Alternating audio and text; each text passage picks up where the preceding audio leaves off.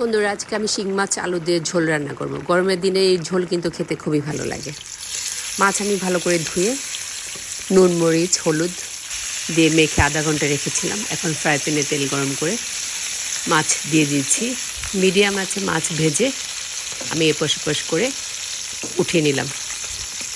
এখন ওই তেলের মধ্যেই আলু দিয়ে দিলাম। আলুগুলো আমি পয়সার মতো করে কেটেছি। আগে ছোটোবেলায় আমার নানু বলতো যে পয়সার মতো করে আলু কাটা। পেঁয়াজ কুচি দিয়েছি, দিয়ে ভেজে নিচ্ছি।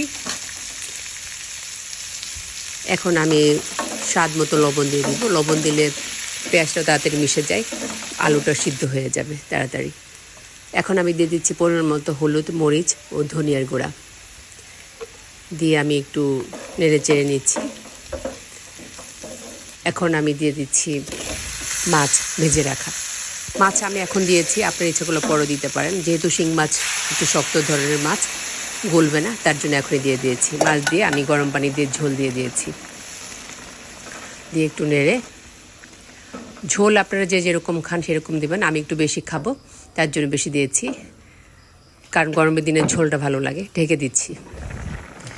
5-7 মিনিট জাল দিয়ে ঢাকনা উঠিয়ে আমি কয়েকটা কাঁচামরিচ দিয়ে দিলাম।